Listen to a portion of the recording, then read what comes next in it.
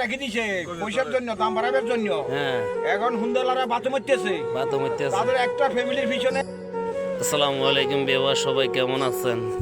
সন্দীপের তেল একেবারে সংকট থাকার কারণে অনেক হুন্ডা ড্রাইভার একেবারে অচল হয়ে গেছে। তাদের দৈনিক হুন্ডা চালায় এরা যে মজুরিটা পায় তা দিয়ে এরা সংসার চলে, কিন্তু বর্তমানে সন্দীপের তেল না থাকার কারণে তারা একেবারে বেকার হয়ে গেছে। ভাই আপনি কি করেন?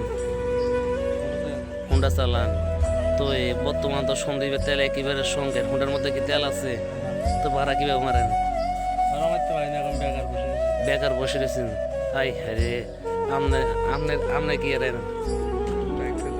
হুন্ডা চালান তো তেল আছে নাকি? আরে তো সংসার কিভাবে চলে? বসে রয়েছেন। আপনি কি করেন? হুন্ডা চালান। হয়তো একই অবস্থা। ব্যবসায়ীরা তাল এটা কি আরো করে রাখি দিছে পয়সার জন্য, দাম বাড়াবার জন্য। এখন হুন্দালারা বাতে মরতেছে তাদের একটা ফ্যামিলির পিছনে অন্তত 7-8 জন খানালা। তো তারা এবার এই হুন্ডা দিয়ে টুকটাক বাড়ামারি ফ্যামিলি ম্যানেজ করে নিতে যায়। তো এখন তেল না থাকলে কিভাবে ম্যানেজ করবো? সেটাই তো কথা। দোকানদাররা তেল দবদলা ঝাড় করিয়ে আছে। তো তাহলে এখন গরিব কিভাবে চলবো? কিভাবে চলবে? তো মুশকিল। 1 লিটার তেল 200-300 টাকা রাখি দেয়। 300 টাকা পর্যন্ত রাখি দিছে।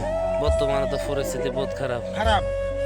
দুঃখের বিষয় সুপ্রিয় দর্শক, আমাদের এই যে মনে করেন অনেক ড্রাইভাররা হুন্ডা ভাড়া আমার সংসার চলে। বর্তমানে তেল সন্দীপে একেবারে সংকট থাকার কারণে এই যে লোকগুলো দেখতেছেন সবাই কিন্তু বেকার।